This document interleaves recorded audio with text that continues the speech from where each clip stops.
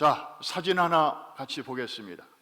자, 저것이 무엇인가 하면 망원경이죠. 텔레스코프, 먼 데 있는 것을 가까이 볼 수 있도록 도와주는 아주 고마운 도구입니다. 계시록 12장은 일종의 망원경입니다. 왜? 성경 전체의 내용을 한눈에 조망할 수 있도록 아주 잘 요약을 해주고 있기 때문입니다. 그래서 구약 전체, 그리고 신약의 사복음서, 그리고 사도행전으로부터 시작되는 2000년 신약의 역사 전체가 알고 보면 이 계시록 12장 안에 이렇게 녹아 있습니다. 뿐만 아니라 인류 역사의 영적인 배경을 아주 명료하게 우리에게 소개하고 있는데, 한마디로 여자와 용의 싸움으로 이렇게 소개하고 있습니다. 한번 따라해 주시죠. 워낙 중요한 주제니까. 여자와 용의 싸움이다. 그래서 지난주에 이어서 이번 주 설교 제목도 1, 2로 이렇게 했습니다. 여자는 누굽니까? 여자는 누구예요? 아이를 낳기 전까지의 여자는 구약의 교회, 곧 이스라엘 민족을 가리키고, 아이를 낳은 이후의 여자는 똑같은 인물이지만 신약의 교회를 말하고 있습니다. 즉 영적인 이스라엘이죠. 자, 그래서 이 창세기로부터 요한계시록까지의 역사는 말할 것도 없고, 인류 역사 전체의 영적인 배후는 여자와 용의 싸움인데, 이것을 푸는 열쇠가 우리에게 있어야 합니다. 여러분, 굳게 닫혀있는 자물통, 이거는 아무리 힘으로 이거를 빼려고 하면 어렵죠. 그러나 아주 얇지만 작지만 거기에 맞는 열쇠가 있으면 쏙 놓고 탁 틀면 그 육중한 쇠가 촥 하고 열리면서 이제 문제가 해결되지 않겠습니까? 열쇠 2개를 먼저 여러분과 함께 나누겠습니다. 첫 번째 열쇠 갑니다. 창세기 3장 15절. 저 한 절은요, 여러분들이 벌써 저를 통해서 수없이 저 귀절을 만나십니다마는 너무너무 중요한 귀절이에요. 저기에 성경 전체가 복음이라면 그 복음을 저 한 절 속에 압축을 시켜놨어요. 그리고 저 한 절을 보면 여자와 용의 싸움, 그 내용이 이미 저기에서부터 나와요. 그리고 그 메시아가 오시면 그가 어떤 사역을 하실 것인가, 그 사역도 이미, 즉 우리를 어떤 방법으로 구원하실 것인가에 대한 하나님의 그 마스터 플랜이 저 한 절 속에 이미 다 들어있단 말이죠. 그리고 사탄에게는 어떤 최후가 기다리고 있는지까지도 저 속에 들어있으니 성경에 들어있다고 말해도 과언이 아니죠. 자, 저 규절을 우리가 한번 다 같이 함께 읽어보겠습니다. 시작.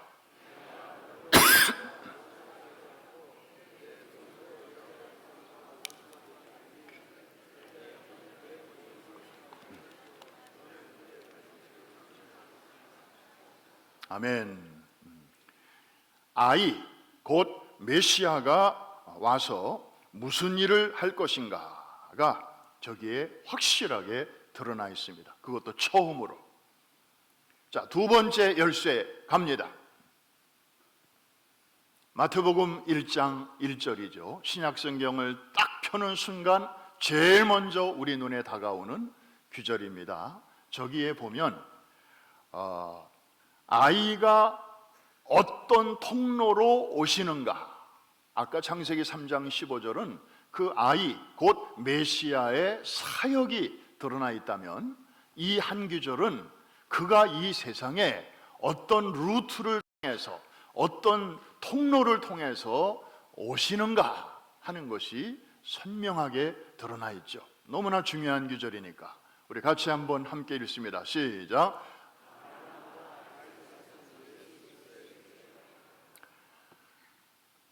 죄송합니다. 여러분이 사탄이라면, 자, 지금 저 두 귀절 속에 자기와 관련된 내용이 들어있단 말이죠.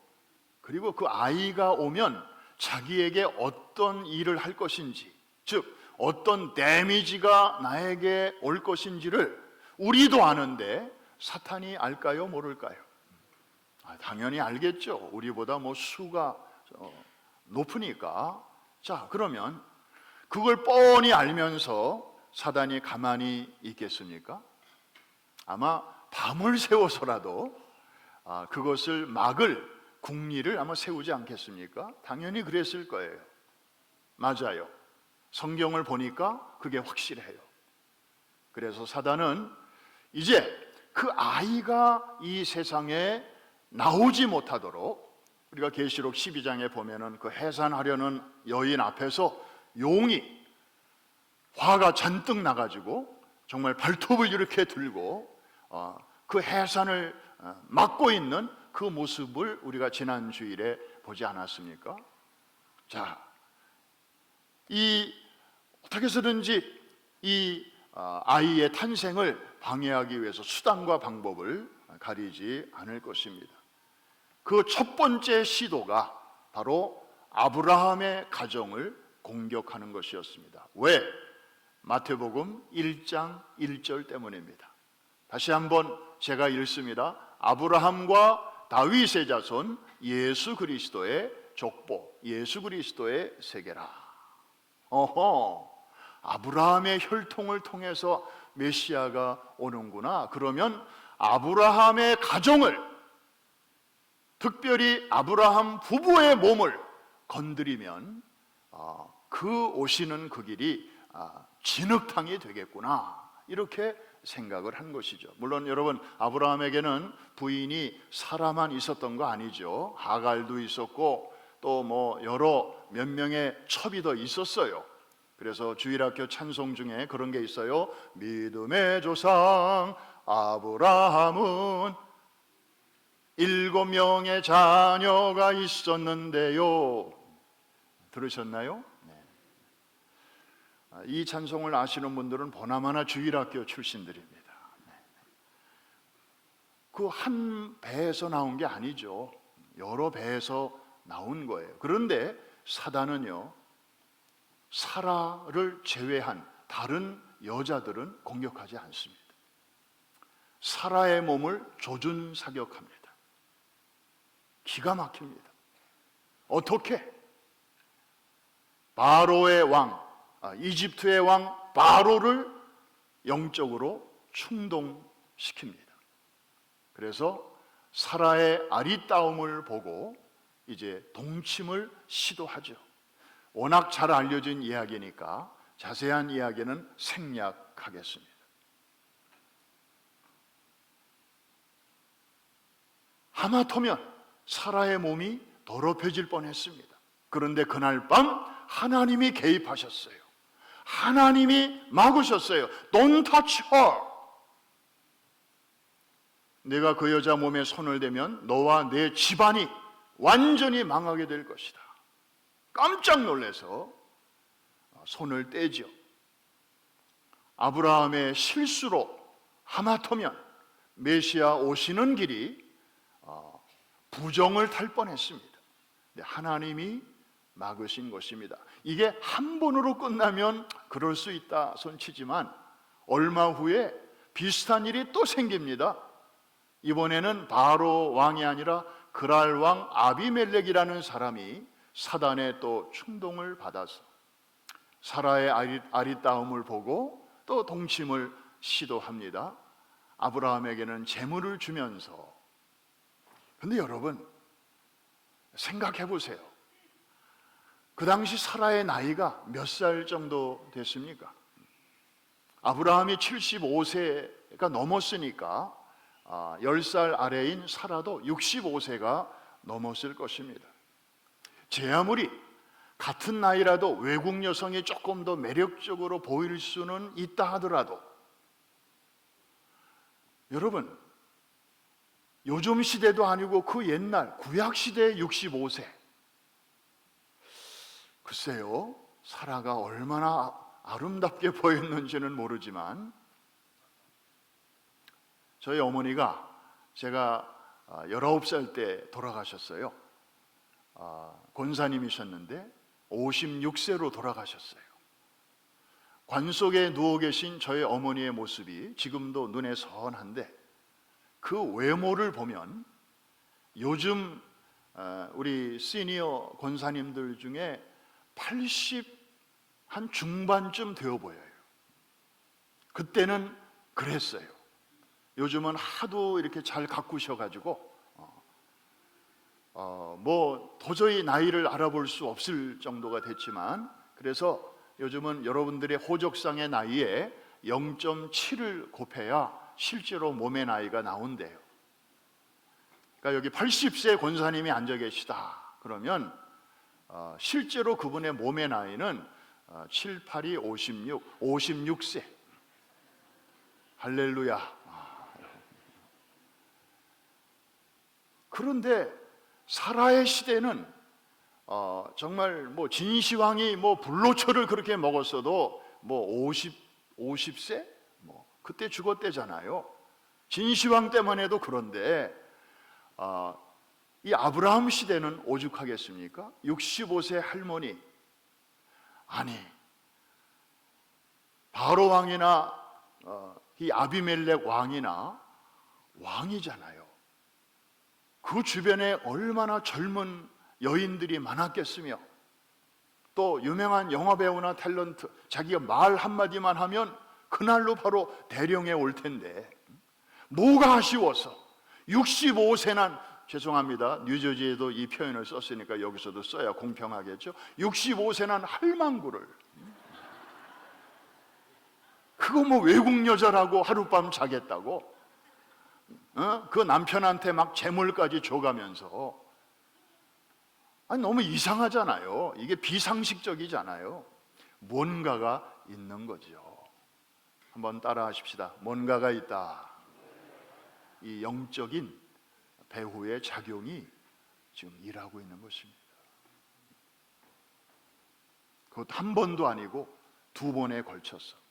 여러분, 아브라함의 인간적인 실수 때문에 하마터면 큰일 날 뻔했지만 결정적인 순간에 하나님이 개입하셔서 위기를 모면했습니다.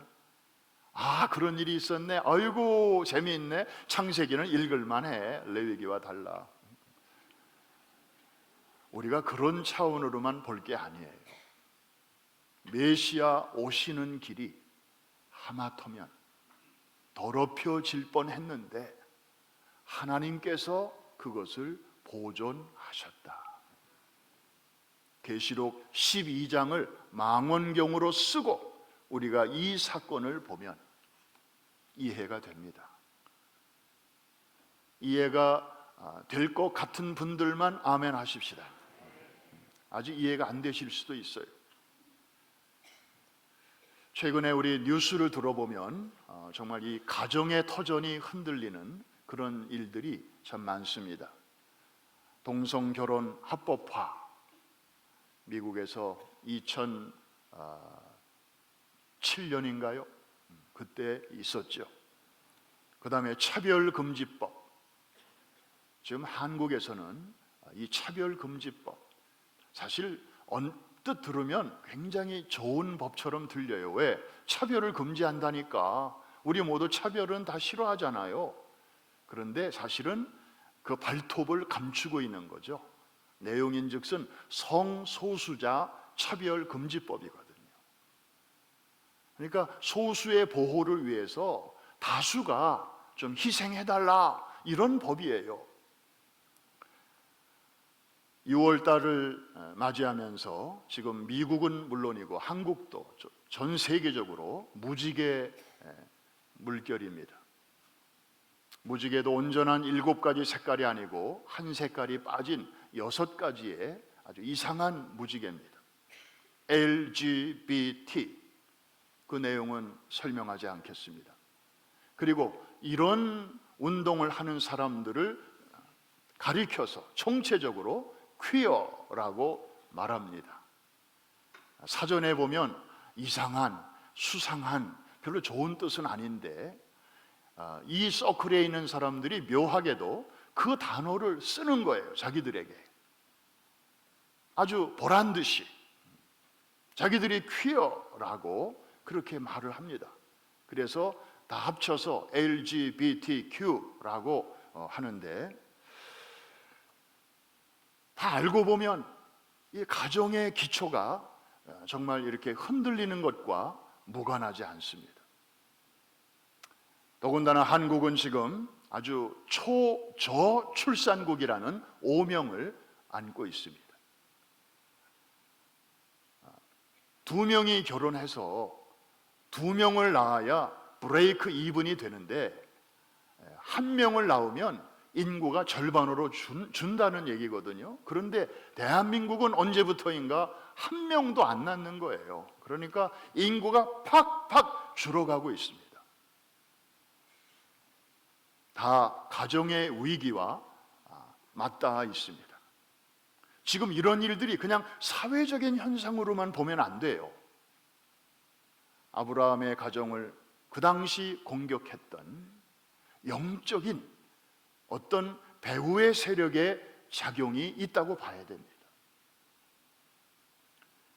그래서 한국은 정부가 못하니까 이제 교회들이라도 나서서 이 저출산 문제를 좀 해결해야 되겠다. 그래서 지금 얼마 전에 거기서 전국의 담임 목사님들만 1200명이 모여서 같이 기도하고 전략을 짜고 그랬던 거 아니겠습니까?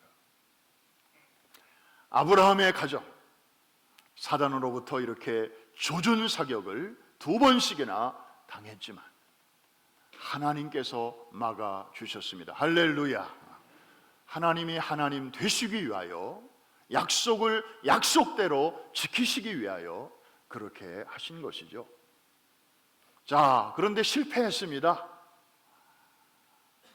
그 도모가 이제 뜻을 이루지 못한 거죠. 그런데 그렇다고 포기할 사탄이 아니죠. 내 사전에 포기란 없다. 아마 사단이 맨 처음에 한 말이 아닌가 싶어요. 포기는 나에게는 배추를 세는 단위일 뿐이다. 사단이 제일 먼저 썼을 것 같아요. 그 다음에 타겟을 다윗에게로 옮깁니다. 왜? 마태복음 1장 1절 때문에.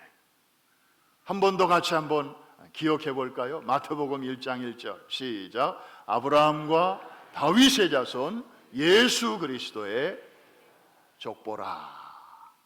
아브라함의 혈통을 타고 다윗의 왕통을 타고 아이가, 메시아가 온다는 것을 잘 알고 있는 사탄은 이제 다윗을 죽이려고 합니다. 누구를 사용할까 하다가 사울 왕이 픽업이 됩니다.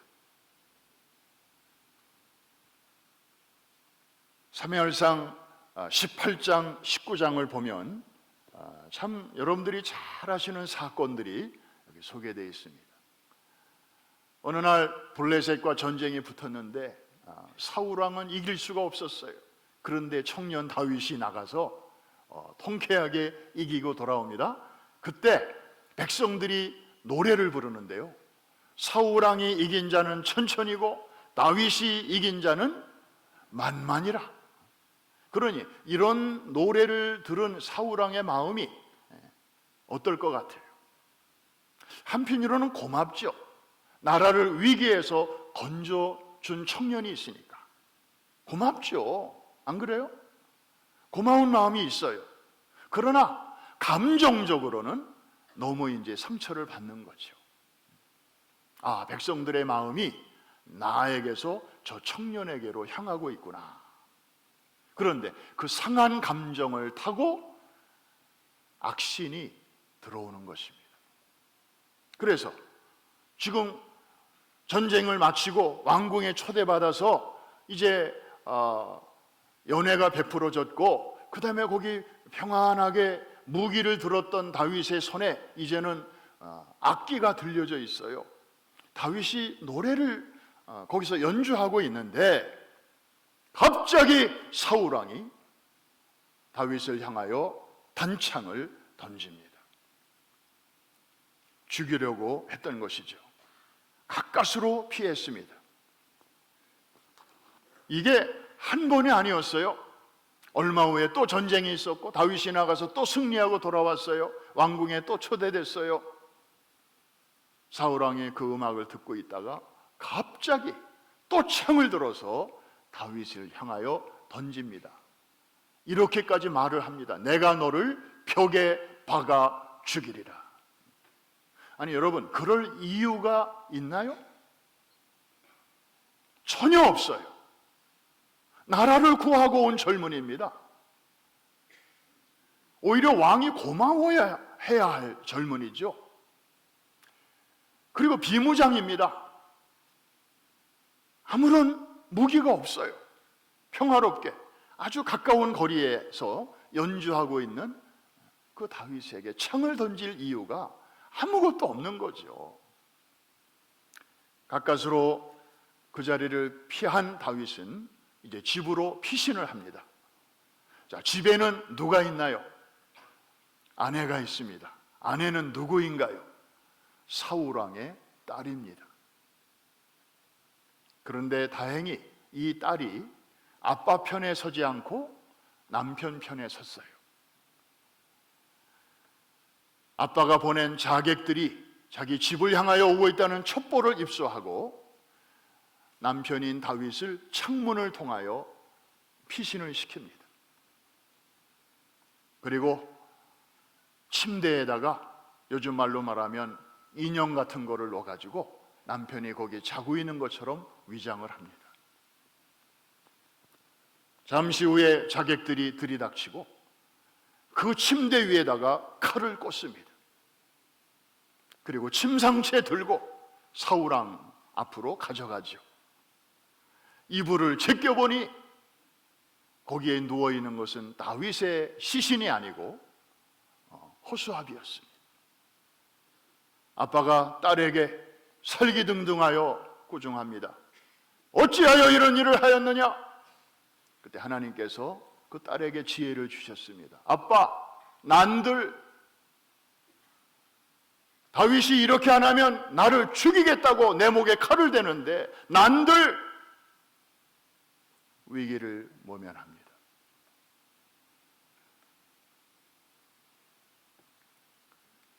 뭐 이거 외에 사실은 사울왕이 이 다윗을 죽이려고 유다 광야를 두루 다닌 시간이 7년 8년입니다.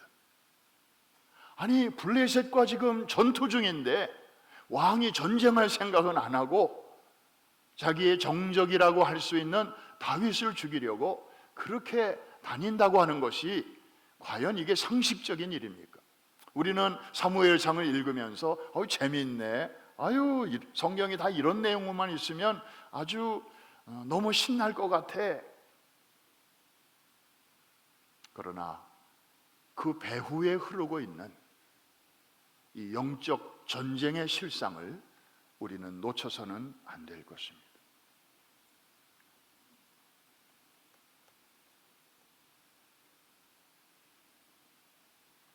가히 아브라함 때는 조준사격, 그리고 다윗 때는 융단 폭격의 수준이었지만, 그러나 하나님께서는 그때마다 감당할 수 있는 힘과 지혜를 그 시대의 사람들에게 주셨고, 감당하기 어려운 때에는 도처에 박아놓으신 천사들을 통하여 피할 길을 열어주셨습니다. 할렐루야.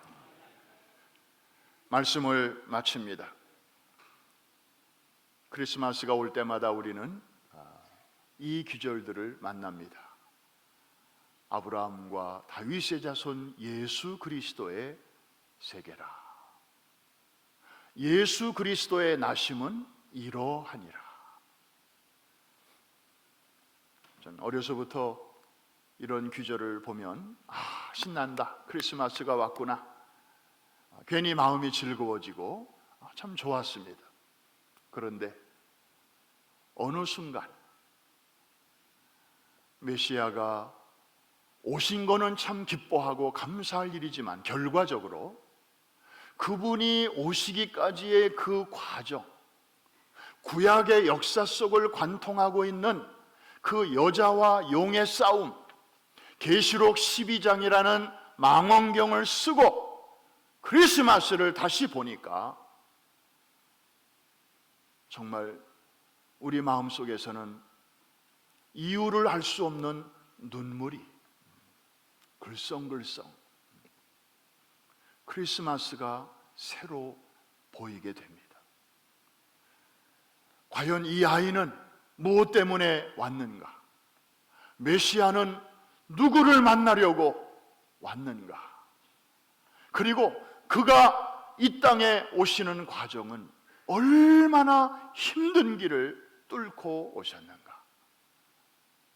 시대마다 치열한 용의 방해, 그 와중에는 수많은 사람들의 피가 흘려졌고 잠 못 이루는 밤들이 며칠이었으며 정말 하나님의 역사가 끊어질 뻔했던, 아슬아슬했던 그런 순간들이 얼마나 많았는가. 마치 지선상의 아리아처럼 4개의 줄 중에 3줄이 다 끊어지고 한 줄밖에 남지 않았어. 저것마저 끊어지면 음악이 중단될 위기에 있었던 것처럼 하나님의 역사가 그럴 뻔한 일들이 얼마나 여러 차례 있었는가.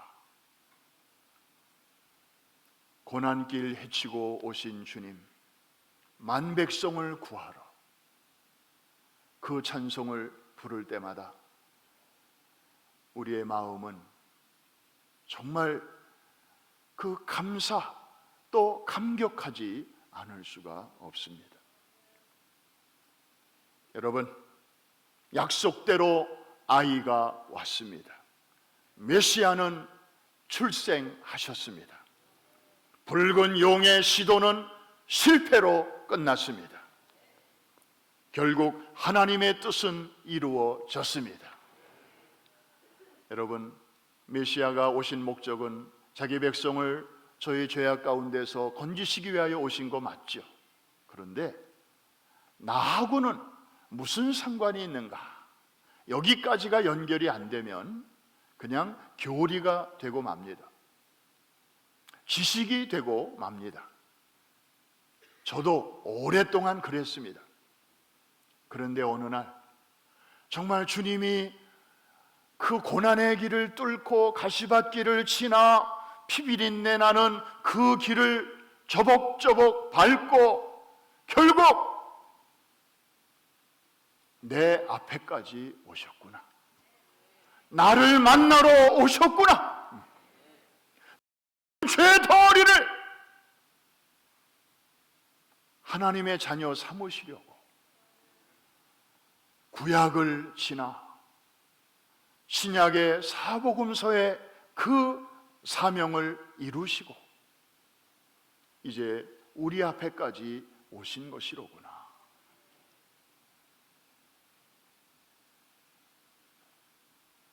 오늘 성찬인데 여러분, 이 성찬을 대할 때에 마치 여러분을 만나 주시려고 내 앞에까지 오신 주님을 대하듯이 이 떡과 잔을 한번 대해 보시지 않겠습니까?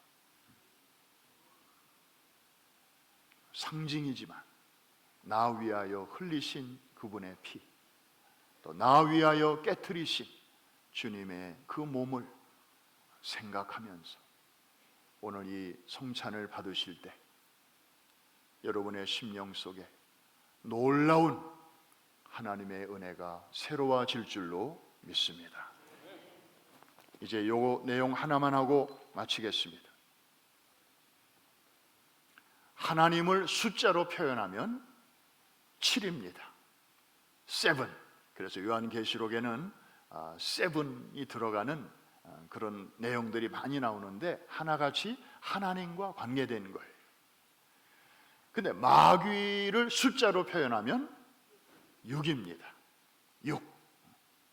그리고 인간을 숫자로 표현하면 뭘까요? 5입니다. 이 스타 장성들도 최고 고급이 5예요. 원수, 대통령도 별로 따지면 별 5입니다. 그래서 인간은 5, 마귀는 6, 하나님은 7. 5가 6을 이길 수 없는 것처럼 6이 7을 이길 수 있다, 없다? 없습니다. 절대로 없습니다. 그리고 5나 6은 피조물이에요. 오직 7만이 창조주이십니다. 이건 게임이 안 되는 거죠, 사실상. 그런데도 이 6은요 7과 가장 가까이 있다는 이유로 7 흉내를 내려고 발버둥입니다. 7처럼 되려고 하다가 쫓겨났음에도 불구하고 그 버릇 남 못 주고 지금까지도 그렇게 발악을 하고 있는 것입니다. 하나님과 싸워가지고는 안 된다 싶으니까 이제 하나님의 백성들을 괴롭힙니다. 교회와 성도들을 이제 핍박하고 괴롭히는 것입니다. 위로는 하나님을 대적하고 아래로는 교회와 성도들을 대적하는 것이죠. 그런데 여러분, 우리가 5인데 6을 이길 재간이 없어요. 이길 수 있는 유일한 길이 하나 있습니다. 5가 7과 한편이 되면 됩니다. 하나 물어보겠습니다. 뛰는 놈 위에 나는 놈이 있고, 나는 놈 위에 뭐가 있어요? 요걸 아셔야 신세대인데, 그러니까 뛰는 놈 위에 나는 놈이 있다는 것만 하시면 그거는 쉰 세대입니다. 쉰 세대. 그런데 나는 놈 위에 붙어 나는 놈이 있어요. 걔는 아무 일도 안 해. 그냥 붙어 있기만 하는 건데 창공을 날아다녀요. 그런데 알고 보면 우리가 그런 놈입니다. 하나님의 자녀된 우리가 하나님께 붙어 있기만 하는 것뿐인데 믿음의 세계 창공을 날아다니고 있어요. 할렐루야. 옆에 계신 분에게 인사하십시다. 잘 붙어 있읍시다.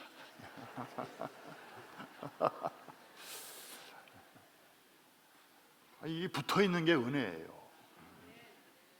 그러면 우리가 붙어 있으면 5가 7이 한 바디가 되는 거예요. 그러면 12이 돼가지고 5가 6을 이길 수 없지만 이게 붙어 있으면 12이 돼서 6과 싸우면 누가 이길까요? 어떻게 이길까요? 간신히 이길까요? 아니면 넉넉히 이길까요? 그래서 로마서에 보면은 우리가 넉넉히 이기느니라. We are more than conquerors. 겨우겨우 간신히 이기는 사람들이 아니에요. 우리는 예수 그리스도 안에서 넉넉히 이기느니라. 믿으시면 큰 소리로 아멘 하십시다. 그렇습니다. 그러므로 우리는 다가오는 미래를 결코 두려워하지 않습니다. 역사를 영어로 히스토리라고 하는데 그 의미는 His story입니다. 역사의 주인은 마귀가 아니고 하나님이십니다. 그분은 역사 속에 현존하시면서 역사를 그분의 뜻대로 끌고 나가시는 분이십니다. 그리고 그분은 우리의 다정한 아버지이십니다. 그러므로 사탄이 제 아무리 7머리로 하나님을 대적하고 우리를 공격하고 괴롭힌다 할지라도, 그리고 그의 10개의 뿔로 그의 백성인 교회를 향해 온갖 방해 공작을 한다 할지라도 과정상에 약간의 어려움은 우리에게 있을 수 있지만 결과적으로 합력하여 선을 이루어 주실 것이며, 그리고 최후의 승리는 성삼위 하나님과 그의 백성된 교회와 우리 성도들에게 있는 줄로 믿습니다. 이것을 우리에게 확실하게 약속하고 보장해 주시는 책이 바로 요한계시록이에요. 이해가 되시면 아멘 하십시오.